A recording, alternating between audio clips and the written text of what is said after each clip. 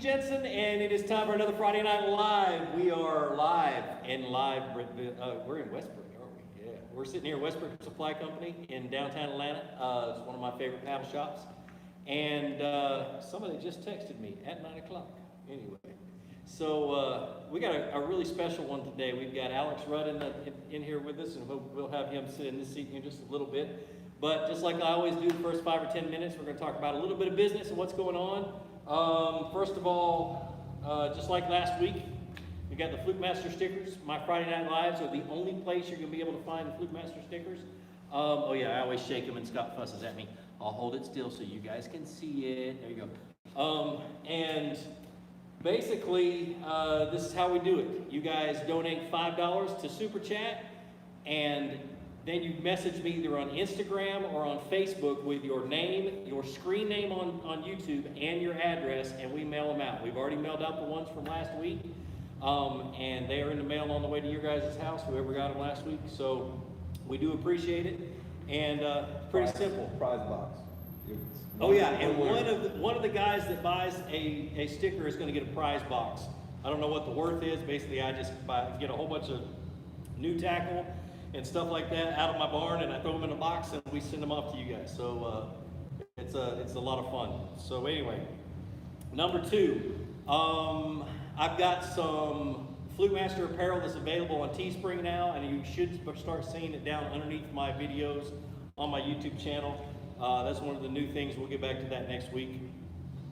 This is a really cool thing. It's called Know Ye Outdoors. It is an outdoor expo that's happening in September here in Cartersville, Georgia. And I guess I'm one of the headliners, which is pretty cool. Never been a headliner or a tailliner. But anyway, so we've got the director, the guy that is planning this whole deal here in the audience with us, and he's been gracious enough to give us 2 VIP tickets to give away to one of the guys who buys stickers this week. So $5 donation in Super Chat, and one of you is going to get two tickets to the Know Ye Outdoors Expo. That's on September 20th through the 22nd of this year. You will be there on Sunday. And I will be there on Sunday giving seminars. I might be there on Saturday, but we'll see. But we've got a pretty good sized audience tonight, but we have some really good special guests here tonight that I really want to introduce. And these are the guys from Crescent Kayak. That's why we stuck the paddleboard behind us. We got James and Eric. I'm going to move over here so Scott can follow. We got James, we got Eric. These are the owners of Crescent Kayak. And it's a pretty cool little story that about 6 months ago, your guys' plant completely burned down, right? The rotor molding facility Yeah. where we were at, yeah. Okay, so where you were molding it burned down. Yeah. And so they were stuck between a rock and a hard place, and now their stuff is being molded at Luther Cypher's place. Yep, So, up in Bonafide. yeah, up at Bonafide. So Bonafide stepped in and is really helping them out. And I'm just going to give them a few minutes to run through their paddleboard and their kayak, just to show you guys a very cost-effective and affordable option for kayaks. And so I'm going to let you run through that, James. Appreciate it. First off, just want to thank Westbrook's awesome community that they're building. I mean, that's what this whole thing's about, linking up with like-minded people. Really excited to be a part of this shop and everything that they stand for. Shout out to Eric. This is the man who kind of brought it together. So really grateful. He's the sales manager at Crescent Kayaks. So what we're here tonight showing is our new fishing line. So we have 2 of the 3 models. It goes 10 foot. We do a 10 foot, $6.99. We have our hybrid paddleboard called the Sup Plus. It's $7.99. And then we have a 12 full-on fishing model, $8.99. So 6, 7, $8.99 kind of walks itself up. So we'll go through them real quick. Really nice feature. So this is Sup Plus. It's 60 pounds. Weight capacity can hold 300-pound weight capacity. What's really nice is the catamaran style hull. So very little drag, super stable. Just walking through the features real quick. Custom cut pad kit. We always try to do really cool stylings with what we do. YakAttack, everything we do integrates YakAttack features.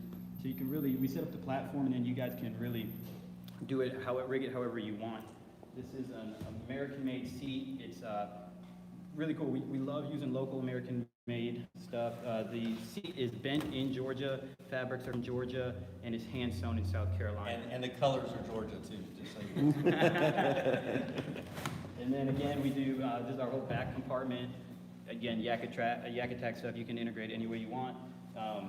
really cool feature here is power pole mount setup, or you can do trolling motor. And then at the back, we do a really large molded skeg. A lot of people, we are a paddle-based company, so we care how boats paddle. So we always try to highlight the hulls and explain, why these things are going to perform well. And this is coming in at what price? So this is $799 with the seat. This is a $200 seat value. A lot of other companies don't include the seat, so at $799, seat included. Outstanding, outstanding. I told you I love this color between these. It's phenomenal. You're absolutely right. You're absolutely right. And then so James will let you come around, or there you go, brother. Gene, come around right there, boss. so this is what we call the light tackle. So and then again, the name with it, it's just all about getting closer to the fish.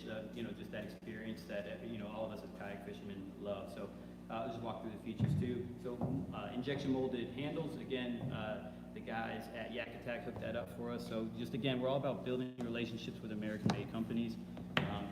We do a really nice, large front tank hatch. And what we're showing, highlighting today is that'll hold a 8-foot power pole, 8-foot rods in there as well. Fishermen always want that storage. And then, what we really like, and you can kind of see with this boat in our 10-foot, and also you see in our 12, is we like an open concept design.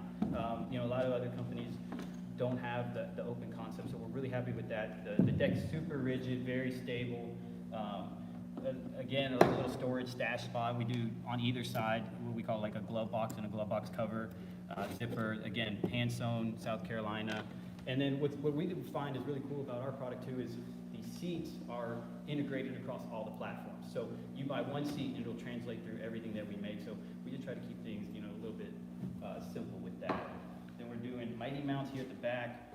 We talked about they'll be upgraded shortly. Yeah, this is going to the new Mighty Mount right here, guys. So this right here is going to become the new Mighty Mount, not these older style.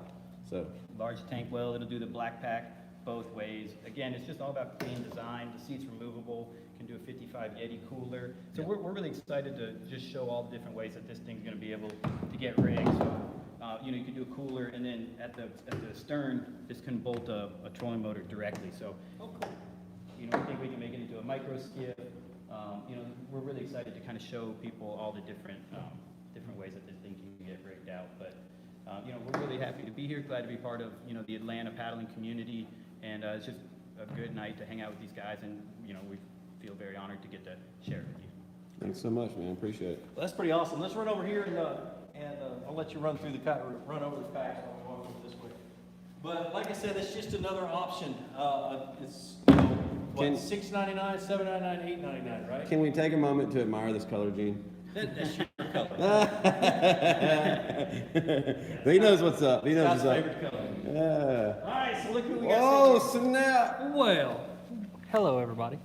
All right, now we can get down to business. Business. So we got Alex Rudd here. You guys remember him from, when did we do it live last? It was about the fishing The terminology. No, you got all together in Pittsburgh. Yeah. Oh yeah, we did. Yeah, but that didn't count because there was like 500 other people there. So, but you guys know Alex Rudd. If you don't know him, go subscribe to his channel, Alex Rudd Fishing. Him and I share the same likes. We love to teach. Yes. And he does a really good job. I've actually been following you since the very first time you sat in your boat in your garage. Yeah. And try not to hit your head on the ceiling. I remember when I thought it was cool that I was in Gene's favorite list. I thought I was the man. Now we're here. That's too funny. That's too funny. But Alex, what's going on new with you? Man, all kinds of stuff. You can't talk about some of it. Yeah, some of it I can't. About to get married. I'm about to get married to my beautiful fiance. She's sitting right back here. Hey, you always call her your Let's girlfriend. bring her on. Yeah, I know I do. I finally got a fiance. Yes. Come here, Bethany. Everybody knows Bethany. Come here. So my beautiful fiance. We just got a new puppy. I'm trying to finish college, and I'm just trying to do YouTube fishing stuff all at the same time. I mean, The first 11 comments are about Alex's beard. Yeah. Oh yeah, they're freaking. It comes on- He's got the best beard in the world. I asked him today. I said, "Should I continue to grow mine out?" And he said, "Oh heck yeah." You talked about your wedding, Alex. The next 5 comments were, "It's a trap. Don't do it. Run." And she's way out of your league. I'm just saying. Okay, so I'm going to go ahead and give give a little bit of wedding advice, okay? I just Oh, gosh. celebrated my 19th anniversary. Yeah. I knew my wife for literally a month before we got engaged, and a month and a half later, we got married. Yeah. So it's been 19 years. Yeah. The number one rule, tell her you love her every day, no matter if you're in town or out of town. Absolutely. Every day, Absolutely. okay? And that stuff about going to bed mad, sometimes you just got to. Yeah. So it is what it is. After 8 years of being together with Bethany, Exactly. we got a little pin. You know, I asked my brother-in-law's grandmother on their 75th wedding anniversary why did it last so long. She says, well, neither of us ever wanted to get a divorce at the same time. There you go. Yeah. You know, Okay. it's just, it is what it is. All right, guys, so we're going to jump into, Alex has got a lot of knowledge about the Tennessee River, about Middle Tennessee, about smallmouth, about largemouth, a lot more about smallmouth than I do. But we're just going to take questions for the rest of this deal. We're going to take live questions from the live studio audience, yay, and just hang out. Yeah, just hang out and have some fun. Chill, All man. right, guys. Caleb Collar says if that beard was a brush pile, it would hold a lot of bass. Yes. Yeah. He's sitting right here. He lost a ham sandwich in there one I day. did. It's Yeah. still lost. I don't know where it went. All right, guys. Let's see. I've got guys. You're gonna start kicking in some questions. We got tons of good stuff It here. takes a minute. It takes a minute. Yeah, exactly. Somebody asked about the weight. Do we have a weight yet on the green crescent? On the 78. 78 is what they're looking at, guys. 78 on the That's not bad for rotomobile. That's really good for that size. Yeah. Freaking awesome. Somebody says, can we talk about those sweet chairs that you're sitting in? All right, guys, y'all bring in the bass questions. Beard questions. Do smallies and spots fight the same? No. No. A spot is 2 times as mean as a smallmouth. Turn down, Scott. And it's just a whole different experience, I think. Like a smallmouth is, like they're crazy in the fact that they want to jump a whole lot, or a Mhm. spot just wants to just dig Dig. and dig and dig and try to get away from you that way. So, Yeah, and I'll go at it from a scientific standpoint. Look at the size of their tail compared to their body. yes. A smallmouth bass has a very large tail compared to the size of its body. Spotted bass, a little bit smaller, a largemouth even smaller than that, and then you get to the Florida strain where they start to get big again. Mhm. And so that's their motor. Yep. And so, yeah, smallmouth, the thing is they never quit. No. they don't. Spots feel like they're about 1.5 pounds, 2 pounds heavier than they really are. Yep. Yep. So, yeah, it's pretty, I love catching spots. Rum Branson, real quick. Alex, how long have you been growing the beard? Oh my gosh. It's like 6, 7 months of growth probably. I don't know. I've not taken a razor, like an actual razor on my face since I was 17, 18 years old. I'm I thought you were 25. gonna say like 3rd grade, but okay. Yeah, 3rd grade. Since What, it's out of the womb. all right, guys. Brandy B says best all-around string to put on your pole. You got one rod. You gonna braid for or mono, and why? I'll hear your opinion first. Woo! What kind of rod? Yeah, you're going in just. All right, I'm gonna go spinning and say 20-pound braid to a fluorocarbon leader. And the reason is because braid is just a lot less problematic. You don't get the line twist. You don't get all. I mean, it took 2.5 years for a buddy of mine to convince me to start putting braid on a spinning rod. And when I did, I was like, I'm so stupid to have taken that long. And now on a bait caster, I'm gonna say good all around would be 12 to 15 pound high dollar fluorocarbon. The reason I say that is because it's a lot less, that has less memory, and it doesn't matter what brand. I represent Seaguar. Their higher end stuff, their Razex, their Tatsu is really good because it just doesn't have the memory. But then you have, what other brands do we got? Sunline, which is your high dollar stuff. Those all are really, really soft. And that's what I would go with, one or the other. So, For me, spinning rod, I'm going the same exact. I'll go braid the leader, like 15, 20 pound to whatever leader size that you think you need for whatever you're fishing for. For bait casters, I'm actually gonna be a little bit different. I'm going copolymer. I just love copolymer. I've fished with it my whole entire life. It kind of gives you the best of both worlds, like mono and fluorocarbon together. It's neutrally buoyant, so wherever you put it in the water column, it's gonna stay there. Now it does have memory, but I stretch all my fishing lines. So I'll, actually put it on my reel, walk off a couple 100 yards, stretch it really good. It takes a lot of that memory away, and then you've got all those attributes that copolymer has. Extremely abrasion resistant. And most copolymer, I use P-line. I'm not sponsored by them in any way, but I use P-line, and the stuff is literal well worth. so you want me to change your mind on what brand? Sure. Now, what I used for years and years and years was Iserline, AAA. I've heard of that. I need to try it. And they don't advertise, they don't have an advertising budget, but it's all word of mouth, but it's literally, it's like, if you had to divide it into percentages, 25% better than P-Line, but half the price. Well, then I'm gonna try that. Because I've done P-Line and thrown it all out and put Iserline back Hey, on. Bethany, Amazon, Iserline. Go buy Iserline, some. buy it in the quarter-pound stores for like $18. Not even married yet, he's already dishing out orders. Y'all That's see how that right. works? Yeah. Bethany's rolling her eyes back here, guys. That's right. All right, Kyle Smith, guys. Kyle Smith says, do you guys contrast jig colors or consistently match them? I contrast them. Okay. It just depends. It depends on what I'm fishing around. I found that, especially like clear water, I can match a bluegill a lot better by like contrasting certain jig colors. Like a black and blue with a green pumpkin trailer with a little bit of chartreuse on it, it like looks just like a bluegill. But most of the time, just out of pure OCD, because I'm weird, I like to just match everything up. I'm just a weirdo like that. TN Bassin TV says, tips for Cherokee in cold, muddy water. Don't go.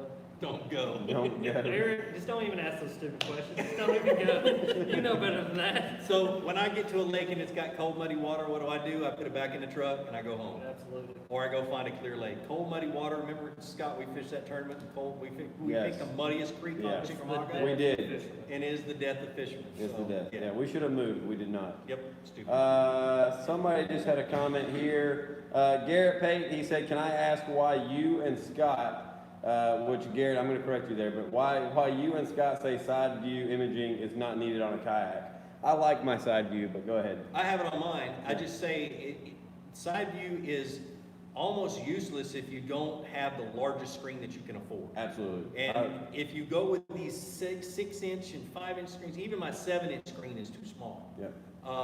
10, 12, and even the 16-inch screen, you get to see all the detail you need. Another thing with side imaging is always keep it set on the same thing, and eventually you're going to learn what you're looking at and be able to tell sizes.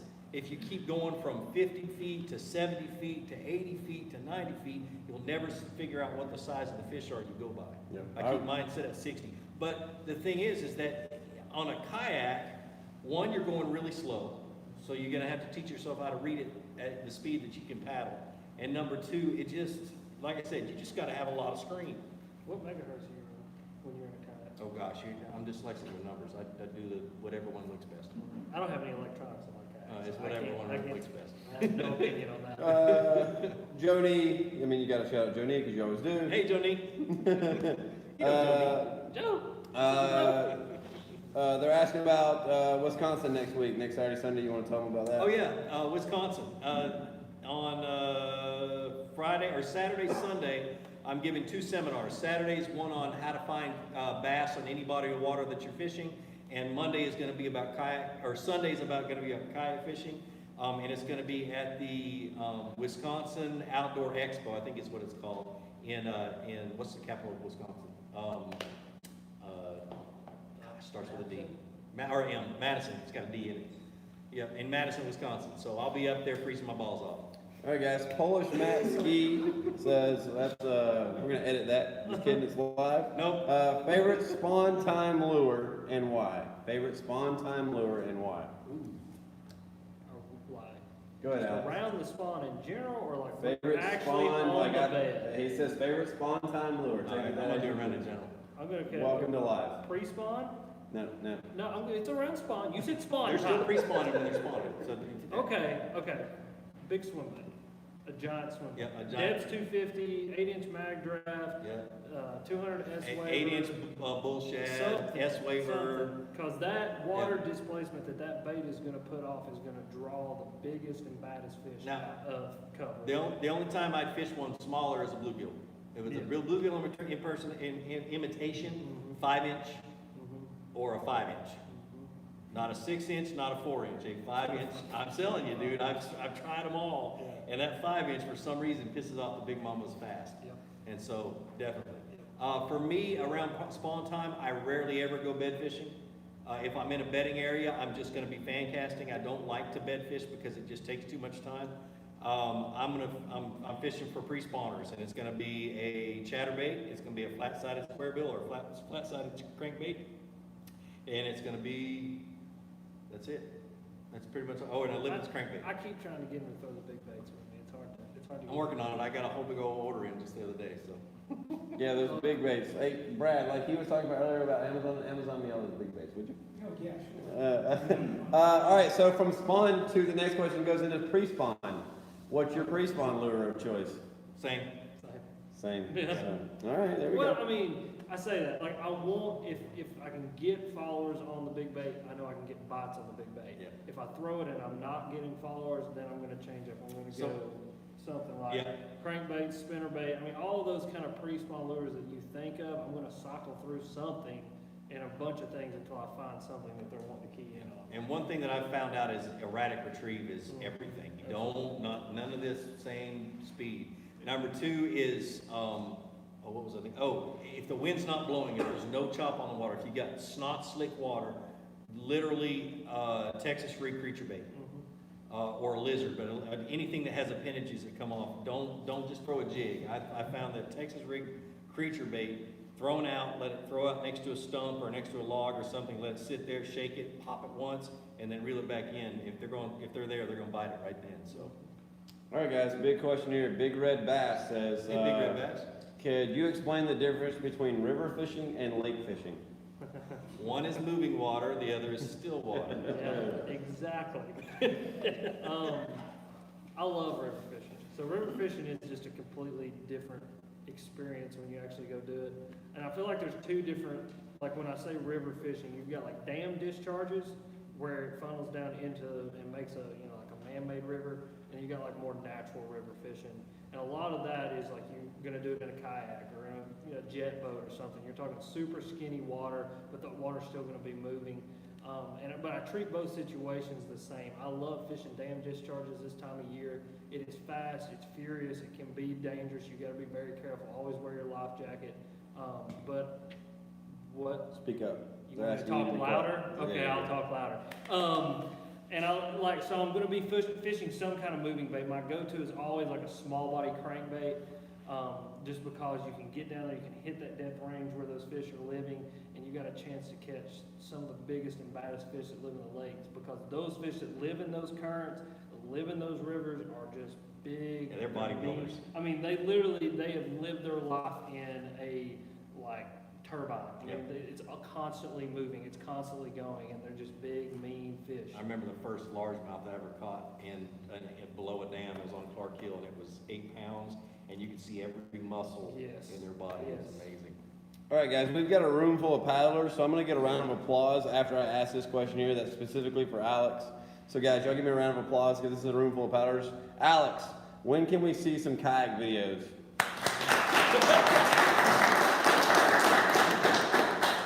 As soon as it quits raining and as soon as it warms up, because every time I've tried to go kayak fishing, they're jerking current through all the lakes around here, and there's a bunch of runoff coming in the creeks. So it's just like literally dangerous to put a kayak in there and try to mess with it at all. And all the places I've been wanting to go kayak fish, there's just a ton of water moving through it. And then it needs to warm up a little bit. What are you doing tomorrow? I'm going kayak fishing. Well, yeah, we're down here.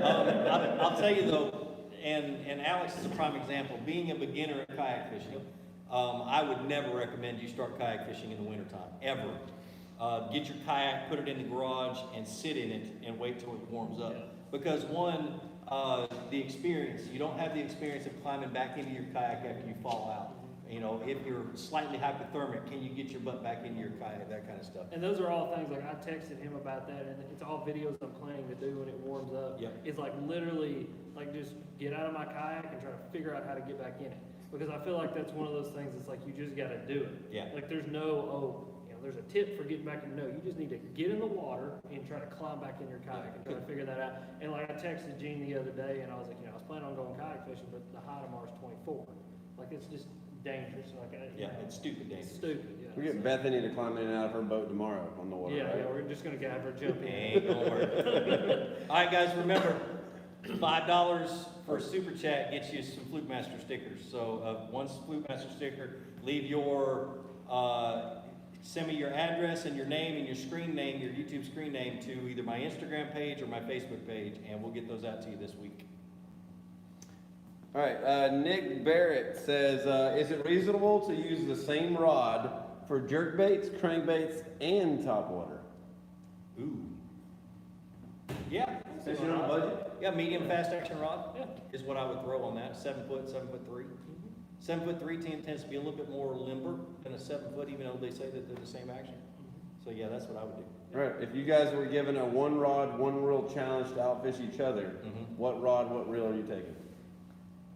Spinning rod and a Ned rig. Crankbait. Because if I'm going down, I'm going down. What rod, what reel you throwing your crankbait on? What rod? Medium light action rod, 15-pound test braid, a braid or a smackdown braid, a BrazeX leader, 7 foot medium light with a 5'3". What are you doing, Scott? He's Looking at making questions, faces. see if we're getting questions. 7 foot medium, moderate action cranking rod with a 6-something gear ratio reel, some 10-pound test, and I'm gonna have a box of bandits, square bills, everything that moves. And Yeah, like I said, I'm going down swinging. that's his favorite thing to eat. I'm You with me telling the you. last time we fished together. Both you guys are a little familiar with this body of water. Hunter Brislin says, headed to Chick the last week of March. Any tips? Throw a big swim bait. I mean, that's gonna be my answer for most of this. Just pick up a depth 250 and End of start March. checking it. Yep. Yeah, I mean, Swim seriously. bait, and if you don't want to throw swim bait, shoot lipless and a Yeah. chatterbait. I just saw an 11-pounder come in a boat last year on Chick Mm-hmm. on a big swim bait. I caught several fish over 6. So Yeah, my chick box now consists of, it's a box about this big and it's full of big swim baits. this is what they do. Crappie eaters. Yep. Alex, John Bolton says he recommends you get Caleb out on a kayak as soon as possible. Yes, yeah, Caleb. Caleb is actually kayak fish. This is, we're talking about the same guy who ran over every one of the rods, you Yes, know? yeah, that's We're gonna the put him in a same- kayak. Yes, that's the same guy. And if he falls out, he'll be fine. That's why we said we need to do it in the dead Okay. of summer so he doesn't die. Yeah. Phantom Fishing, tips for big swim baits in stained water. I mean, you're gonna fish them the same, and like the presence of that bait in the water, it's like a hydrosonic signature is what it's called. It puts off such a massive signature in the water, and it hits those fish's lateral line in a way that no other bait does. You can throw chatterbaits, you can throw square bills, you can throw the loudest thing you want to, but when you throw something in there that is 8, 9, 10 inches long, and it puts off that same hydrosonic signature that those big swim baits do, it just draws big fish. Now, you're not going to be as successful in stained water. It's more of a clear water kind of technique because those big smart fish want to see what they're eating before they eat it. Because a bass's brain is mostly their eyes, and then secondarily, Yeah, that works. that's a word. It's their lateral line. So they're going to fill it with their lateral line, and then they're going to see it and want to eat it. So just throw them, just see what happens. Yep. And if you're one of those guys who wants to catch a whole lot of fish during the day, don't throw them. No, yeah, that's the thing about that bait. Is like, and me and Jim were talking earlier. I said I'm gonna go like throw a big bait, and I'll get 5 bites. I'll get 6 bites. I'll get 3 bites, but it'll be the 3 biggest fish in an You'll area. get 3 bites and 10 follows. Yeah. Oh, you'll get 100 followers. Yeah, and it drives you nuts. All right, guys, this season, in your local perspective areas where you live and where you fish the most, what are you guys expecting to be prime pre-spawn and into spawn? What's that timeline over the next few weeks? It's temperature. Our pre-spawn starts when your water starts to warm up. When your nights are warmer than your water temperature. Not days, because your nights are longer than days right now. So when your nights are warmer than your water temperature is going to rise. That's when the bass trigger. It doesn't matter if it was 32-degree water, or it was 42, or it was 50. Once that water starts to warm up, that's a pre-spawn, and it kicks them. And like today, I was fishing 48 to 51 degree water. They should be lethargic, and I caught almost an 8-pounder on a flutter spoon. And I was jerking it off the ground, off the bottom, and I caught one yesterday, about the same size, on a flutter spoon. And so they're going to start to feed up. Now, once that water temperature gets up around the high 50s, low 60s, that's when the spawn kicks in. I've seen them spawn them in 58-degree water. They don't like to because the first cold front that moves through is going to kill all their eggs. But 60, 63, and then all the way up to 70. And I feel like when we move into the actual spawn, Yeah. bass go on the beds, they start looking for length of days. Yep, Those- exactly. Those days, that's when your actual day length and daylight time starts playing a factor, Yep. and not as much the water temperature. because I've had water temperature in the 60s, but the days just aren't long enough yet because those bass's instincts just tell them that those eggs have to incubate in that In that sun sun for a certain amount of time or they're just gonna die. It's just instinctual, they know that. So Yeah. they're, like I said, they're visual. They're very visual. Their brain works off their vision. And now here's trick number 2. Once that water temperature gets 68 to 70, shad spawn starts. Yes. And you guys better head to the bank. Yep. With a spinnerbait, a chatterbait, and anything that looks like a shad. And hold on tight. Yep. Some of the best time of fishing. Okay, guys, just so y'all are aware, I'm gonna ask this question that I know all of you have seen, and then I'm gonna step out of the way because this is fixing to get hot. Uh-oh. Stephen LeBeau. Lobo. I'm gonna read it verbatim. I'm gonna remember you, Steven. Yeah. You guys, are y'all ready? I think this might get ugly. Lose versus 13 reels. Okay, go. They both make a quality product. No, they're both good reels. I've broken more loose than I have 13s though. I've never thrown No, I'm just 13 kidding. because I like Liz too much. I'll tell you the honest truth. They're both really good reels. I use 13 because I really feel like it's the best value on the market. Their reels feel more expensive than what their price point is. And Lose is pretty much the same way. Yep. I haven't tried their rods yet, but their reels I have. Yeah. I've tried their high dollar ones, and really I like their $100 ones better than I like their high dollar. Yep. Yep. And like Lose, like for me, like my first reel ever was a Lose. My dad put an old BB1 Pro on a David Fritz cranking stick when he was still All-Star and Yep. said, here, go fish with this and then we'll get you something better. So- And so like it's lifelong. So if somebody was to hand any of us who are really, you're used to bait casters an old BB1, you would think the anti-reverse is broken. You know Yeah. why? Because it doesn't have an anti-reverse. No, it doesn't have anything. You got your thumb is what you got on those reels. But yeah, so they're both, I mean, both quality. I don't have anything to say bad about any product. Really. Right. They're just all, it's what it is. I can break them all. That's what 13 asked me to do, is break their stuff, so we know where it's bad. Bronzeback Assassin says, are Gene and Hoover still gonna have a boxing match? I don't know, really. Now he's a heart patient. I would. Yeah, say- Hoover is now a heart patient. I would feel really bad if he had a heart attack while I was pounding his head in. I would really feel bad. So I don't know. We'll have to see. If it happens, it ain't gonna happen I'd pay anytime good money soon. to see that. Yeah, but he needs to heal. So Can y'all oil up when you do it? no, I don't want to do that. That'd be nasty. And that makes me want to throw up. It does me too. Next question. All right, it says, asking for you to tell us about the new Alumacraft. Oh, I ordered my new boat. Woo, that's all I know. No. You know more than that. What do you put on the back end? It's 18 and a half foot. It's the same boat, Pro 185. Little bit different layout, but not much. It's gonna have a 115 Evinrude E-Tech G2 on it, the very first 115 that comes out. At least, I think so. They may end up giving me the other one because the G2 may not come out soon enough, but that's okay. I'm getting it without carpet, because I'm gonna go down and get some type of sea deck or something put in it and I want it, it's gonna be my boat, so I want it to be comfortable. Power poles, it's just gonna be a sweet rig, and I'll run you guys through it when I get it. I don't have a timeline on when it's coming. I ordered it a week ago, and it usually takes 2 months, so we'll see. I'm excited though.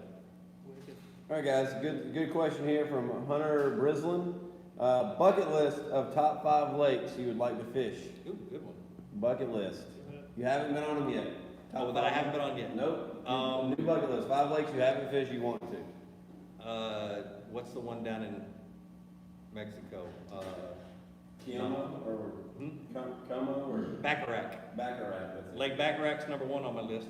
Excuse you. Yes, exactly. I love it. That's where you go catch the big ones.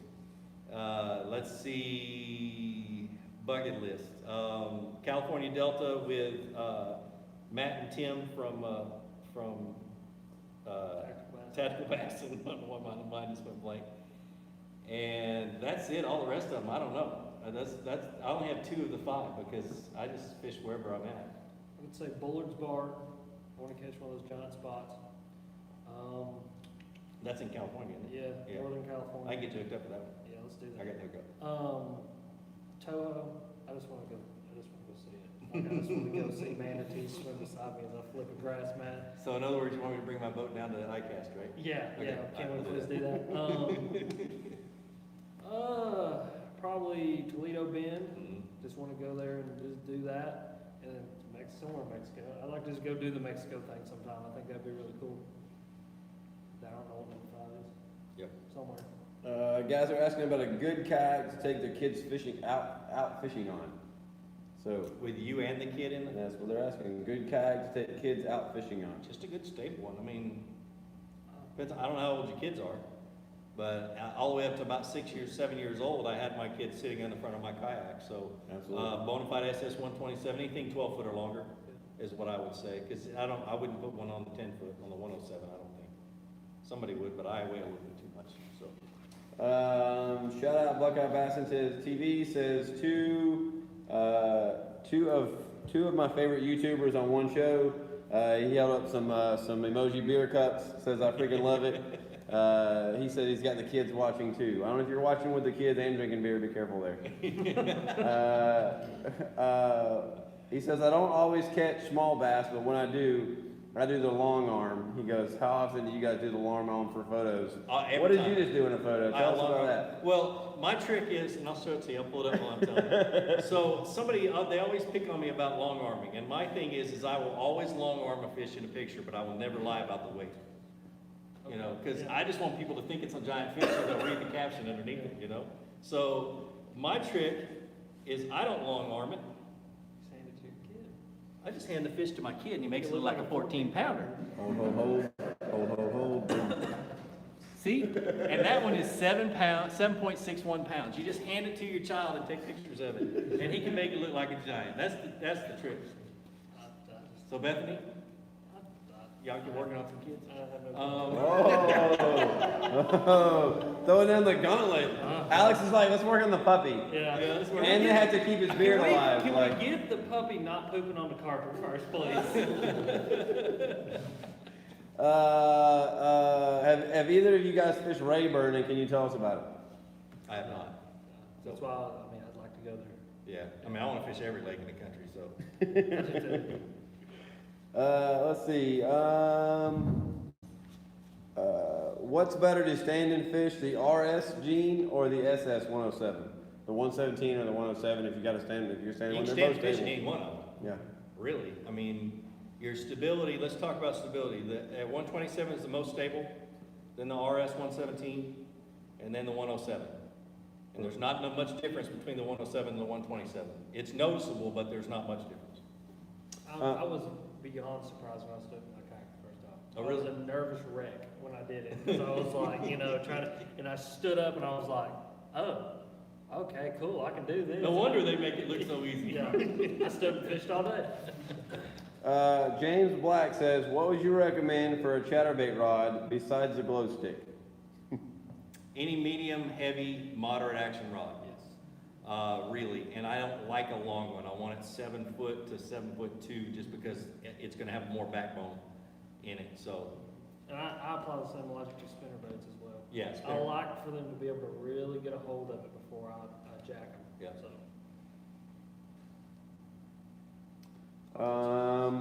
First mod you do to your bass boat, non-kayak. What's the first mod you're going to do to a boat off the showroom floor?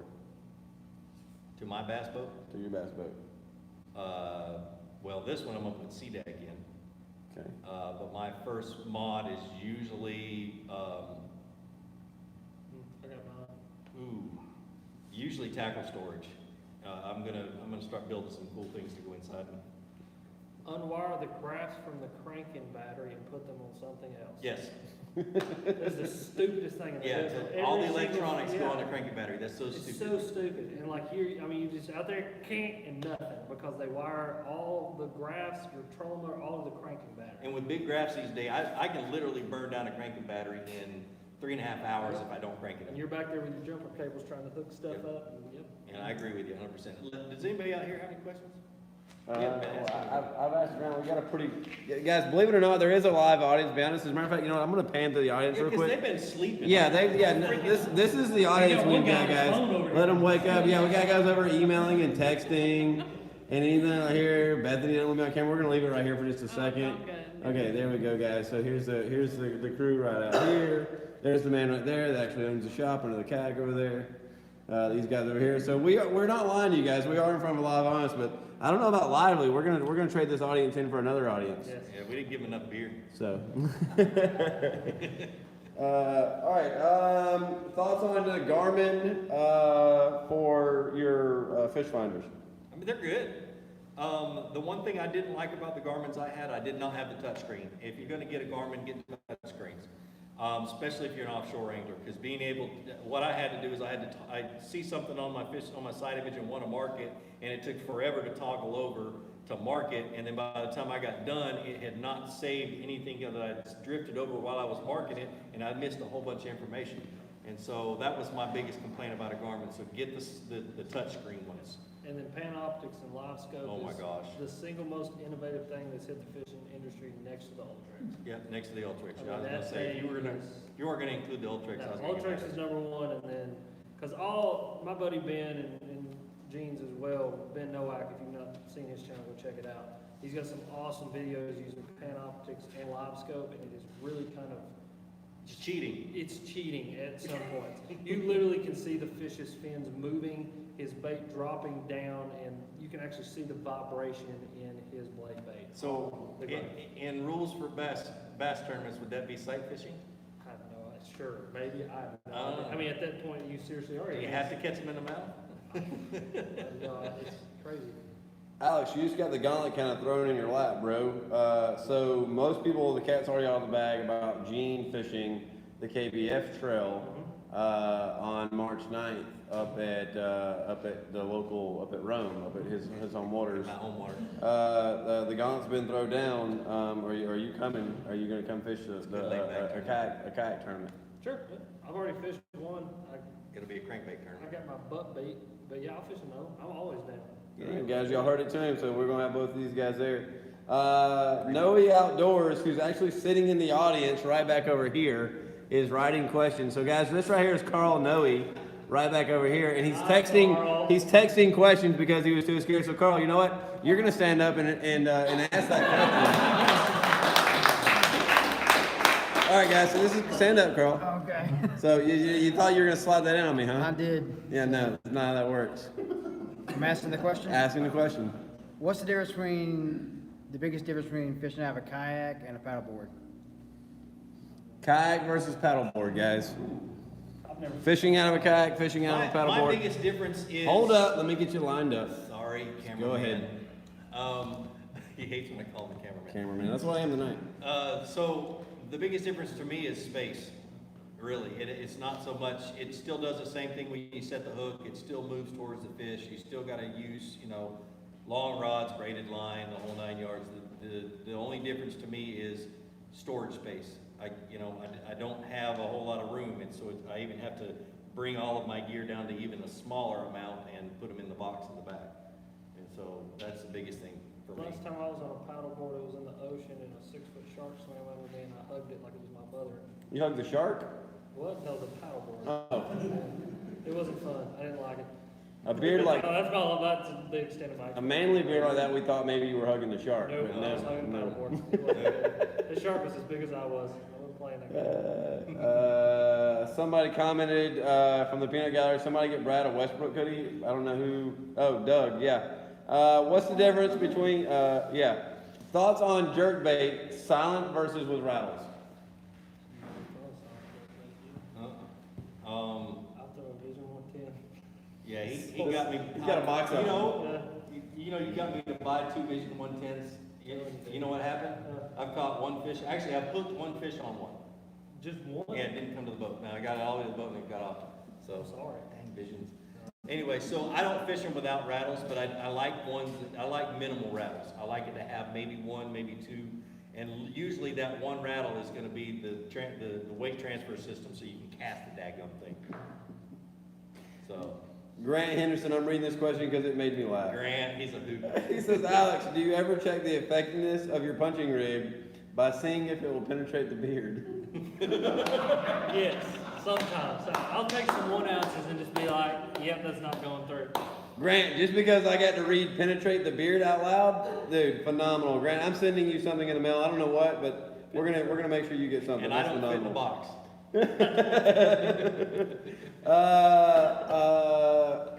Cod Fishing 180 says, "Are you guys ever coming to Australia for cod fishing?" So here's the deal. Let's make it happen. Well, Andy's Fishing from Australia got a government grant to come to the US and fish with YouTubers. Yeah. I was one of them. I'm so jealous. If I can get our stinking government to give me a grant to go to Australia, I might go. No, I'm serious. Listen, if we'll they go give one day. grants for alien research, we can get a grant to go fishing. Oh my Let's gosh. do it. But, all right. I'm petitioning. So you petition? Is that what you do? I don't know. We'll figure it out this Don't week. get me I'm started making a with call. government. I'm calling Tim Burchett. So if That's my anybody state ever wants to representative. know whether I'm a Democrat or Republican, you know what I really am? I'm an against a crap. Yeah, yeah. I don't trust anybody. I hate politics and hate politicians. Hate them. Let's go get deep. Any experience, guys, or opinions on the use of the hydrowave? It's better to have it than not. You literally. Explain to some guys what the hydrowave is. Okay, hydrowave is a speaker, basically a submersible speaker that you put, down under your kayak or on your trolling motor or whatever. Turn it on and it makes sounds of bait fish, various sounds, either bait fish swimming or bait fish being eaten or whatever. And what it does is it causes the bait fish in the area to get excited and stirred up, and in turn that excites the bass. It's supposed to. It never works when there's no bait fish. They have a new one now that's got crawfish sounds. They say it works great. I don't know. I know that lobsters, when I used to lobster dive, make sound. Yeah, they make clicking sounds. But anyway, so it's like a rattle on a jig. It's better to have it than not. But it'll work about 30% of the time, and 70% of the time it won't, or 70 it won't work. That's my math against. 30, 20, 16. Yeah. Thanks, teacher. Riverside Outfitter says, "What got you into fishing?" It has a lot to do with the reason why I started making videos. My dad got me into fishing, and a lot of kids nowadays don't have dads in the picture. Dads are checked out. And so I recognized the blessing that I had of a wonderful father who took me fishing instead of me going and doing drugs with my neighbor friends and my school friends and stuff like that. And I said, you know what, I can teach people how to fish, and that's basically what started it all. So Exactly the same thing. My dad, your dad's a hoot though, man. he's a trip. He's a trip. I'm a trip. He's twice the trip I am. Yeah. Yeah, it was my dad. He, put me on the boat when I was, before I could even remember, put a rod and reel in my hand and took me fishing. And then I figured out that I could share my passion for teaching people through YouTube videos. I watched Gene's videos and I was like, this dude's teaching people things that he knows about fishing. Why can't I just go do the same thing? And, and obviously I put a little bit different spin on it. We're two totally different, content creators. But it was just that, I wanted to share with the world the things that I knew, and I never thought that it would turn into what it So did. honest truth, he was watching him. He said, "That man doesn't know what he's talking Yeah. about. I'm gonna go ahead and do it myself." Idiot. Yep, that's exactly what it was. It's that Demiki rig video. Sitting me over the edge. In Florida. Yeah, in Florida. I was like, what is he talking Yes, I shot my about? Mickey rig video in Florida, in 7 feet of water. All right, guys. Bass and AF says, "What's the craziest bass story where you didn't land the bass?" Give us the one that got away story. I got a crazy one. Go ahead, start, because I can't. All right, so this actually wasn't my fish, it was my dad's fish. He hooks an absolute monster, and when I say like an absolute monster, no fishing tail, it's probably 7, 8 pound fish. And so it comes up next to the boat, and I actually had a GoPro mounted on the net using a sportsman mount. When you crank down, well, I had taken that thing and cranked it down as hard as it would go. The fish comes up, hits the sportsman's mount, it goes in its mouth, knocks the crankbait out. The fish goes into the net and comes back, and she jumps back out of the net, slinging my GoPro off into eternity with the sportsman mount. So $400 goes flying this way, and an 8-pounder goes that way. So yeah, That sucks. yeah, I'll never forget that. If you could find that footage, that'd be good. Mine's an old one. The one that I remember the most was on a beaver pond on Fort Gordon, Georgia, It was one of these lakes that nobody fishes. There's 22 lakes on Fort Gordon, and nobody fishes this one because it just looks like junk. And I was throwing a fluke on a spinning rod, and it was a Walmart model Shimano spinning rod. And I threw it in along it. There was a beaver hut, and one of the ditches that come out of the beaver hut, and I threw it in there, and this fish loaded up on it, and I set the hook, and it came up, and it was all of this long. Still the biggest fish I've ever seen in the water. And she just turned, and my drag caught on that cheap stinking reel, and it broke the 15-pound line I had on there. And I went home, threw the rod in the trash and the reel in the trash, and I went to my wife. We were newlyweds, and I said, look, I will never buy a cheap, inexpensive reel ever again. Yep. You know, that's kind of a good transitional point to bring up. Like, you know, people talk about, you know, buying quality gear, you know, like spending the money on it.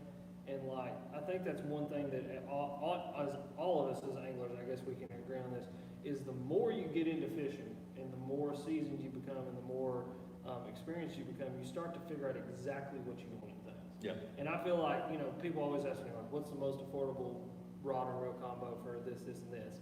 And my Turn that question, teacher voice back on. and my question always back to them is, well, what is your experience level? And see, that's what happens when I turn my teacher voice on. What is your experience level? And a lot of times, you know, I'll get beginner back. Well, then I'm like, go out and buy, you know, something affordable, something that if it breaks, it can be replaced. But now as an angler, you know, I've been fishing all my life. I know exactly what I want in, say, a flipping stick or a frogging rod. I mean, that's why I have a Lewis Pro TI and a G-Rod 7'3" Pro Bass as my frogging setup, because I know exactly what I want in that. Whereas, you know, 10 years ago when I just picked up a frog for the first time, I didn't know what I wanted. I didn't even know what was good. I didn't know what I was supposed to need. But after, you know, missing fish or losing a fish here or not being able to fish a bait a certain way, I refine my process now. Yeah. And so that's one of those things. It's like, you know, you fished with that, it was good for you for a while, but then you needed to step up to that next level and get something better. You know what I mean? So. All right, I just saw a good question here. What was it? Where did it go? What's your What's your struggle bait? Like, if you've caught nothing all day long, what's the last bait you go to before going back to the ramp? Ned rig now. Yep. God, that thing's Yeah. wicked. Ned rig. I was not a believer. That's your starting bait. I Don't mean, take it is silly. That So Ned rig is you guys silly. missed this. Brad turned and looked at Scott, and he's like, yeah. the The Ned only rig- problem is that's Brad's starting bait. That's the only thing he fishes. So, It's not the only thing he fishes, but he. yeah. But You there's a bet- reason why my Ned box is now that big. Yeah. It's got all No, that. we've all done it. We put Ned boxes together because it's wicked. It is what it is. What you got like a 7, 8, 9 pounder almost last week. What'd you catch that on? On a jig. Okay, so he threw a jig and caught an 8 pounder. See. Anyway, Alex, give us your swim bait rod and setup. oh yeah. All right, it's actually a prototype rod. It's a 711 is what it's marked as. But it's actually an 8-1 heavy moderate action G-Rock Pro Bass. So it is it's a weird story behind the rod. The factory actually thought that Glenn wanted the cranking stick to be heavy action and integrate glass into it. So they didn't send us a moderate action rod, they sent us a heavy action, like weird in-between rod. And so I was asking Glenn about rods and he sent me that one and I've fallen in love with it. Yes. Do you know It is expensive. Do you know a Holly Tridell by chance? Yeah, she owns CNC Outdoors. Okay, Yeah. she says $1,000 to shave the beard. No. No. You give me $1 million. There's $1 million to shave the beard. There you go. It's not even funny. I see my views right All right, guys, y'all kicked in the Ned rig conversation, so they're asking now, what's the best way to fish a Ned rig? I don't know how not to fish a Ned rig. Drag it around. Yeah, throw it out, let it sink to the bottom, hop it a little, you may swim it, you can shake it while you're swimming it, you can You can yo-yo it, you can throw it let it sit on the bottom and just sit there and let the, you know, the current push it. I mean, there's really not a bad way to fish it. I really love like the Z-Man stuff. Yeah. You know, I don't think either of us work with them, but like the little crawls, the new ones. Yeah, the they new come, crawls, yeah. I mean, they stand straight up like that. Yeah. And like I was just messing around with it in some, you know, current water, and you can just kind of see it just sits there. You know, like it almost has it's so natural, like in that Yeah. defensive position. You just dead stick it and you'll get a bite. Well, and when fish are schooling, I'll put on just a regular TRD that's in the deal color, that's got the I don't know, the white bottom and the green pumpkin top, and just swim it on the surface, and you'll catch it. Guys, want to know what's this thing on top of your hats? Do I have one? Oh, I do have one. Look at that. That is an angler bullseye. So what this is it is a device that connects to your phone through an app called the Angler app, and it connects via Bluetooth. And when you hit this button, it connects to the app, like I said, and it will actually drop waypoints on where you're fishing, so you can mark fish catches, you can mark structure, you can mark rocks, docks, wood. You have a variety of different options once you go back in. And it's probably one of the coolest pieces of technology that's come around Yeah. in a good while. The wow moment for me with it was I had a bad day of fishing, but I had marked everywhere that I thought there were fish, or I saw on a fish finder, or anywhere I got a bite and didn't hook up, or whatever else. And then I went back that afternoon or that evening and looked at where all I had fished, and pulled it up and zoomed out on the map, and I noticed that everything who had been in the mouth of a creek or mouth of a pocket. Went back the next day with Jacob. What's Jacob's last name? Just in it. Yeah, hair. We call it hair. And anyway, went back with him, and we went straight to the fish. We didn't even, we bypassed all of the junk and went straight to where the fish were on a different creek that I didn't fish the day before, and he caught a PB, and we literally caught fish the entire day. And I was like, there's something to it. Now, it's in its infancy. The app's free. This costs about $30. You don't have to get the button. You just would download the app, play around with it, use it. And the app works without the button. Yeah, it so does. you It don't works have to without the have the button. The button is just something So you don't have to pull it out of your pocket. Exactly. You don't have a chance of losing your phone Yeah. and dropping the water. You literally go, it drops a waypoint, you double click it, and it's going to drop. I still pull mine out of my pocket when I want to take pictures, because I only catch big ones. Yeah. So. And see, I had an experience kind of like Gene with the app. A lot of people, like, you talk about barometric pressure, well, a lot of people don't believe the barometric pressure affects fish. Right. But I actually went on a trip, and you can see where the pressure actually started rising, and when that kind of started to rise and it peaked out is actually when we caught all of our fish. The bite actually ramped up, and you can see the fish catches actually progressively get more and more. And so that trip is actually live on my Angler page. You guys can go check it out. Me and Gene both have Angler pages that are public for you guys to go check out. And we make our trips public. Yeah, so we you make guys our know. trips public so you guys can go check Give it them out. your handles there. It's angler.com/. Alex Red Fishing. Alex Ripley, and mine's Flukemastr. Yep. And All right. yeah, and we'll be fishing tomorrow. We'll do it tomorrow. Do it tomorrow So- too. Last few questions, guys. What are your thoughts on MLF and what it's doing for the sport? Oh my gosh, I love it. I love it too. It's cool. Yeah. They got some kinks to work out. I will admit that. I mean, I watched it the other day live, and I kind of had some complaints. What do you think ink is? The live kept messing up quite Yeah. a bit, and I hate just. Here's my deal. I love genuine. Like, I hate radio voices, and like when they're on there and they're like, "Oh, here's Shaw Grigsby with an 8-pounder," and then they cut to a pre-recorded footage and try to mark it off as live. I don't play that game. Yeah. Like, if they're not catching fish, they're not catching fish. Let them talk. Let them. Yeah. Because that's the whole deal. Is when you're live in a quote unquote pros boat, just watch it. And- Watch him do his thing. And I love what Natalie's doing on there, using the social media and stuff like that. My only complaint about that is I wish that she would shout those guys out that ask the questions, instead of them just putting a graphic down with the guy's name, and give them the love. And I think if she started doing that, they'd get a lot more questions. They'd literally flood in. Yep. So, I got you. but I love it. It's a game Yeah, changer. it's It really is. amazing. Yeah. Catch and release It is has amazing. forced BASS to step up.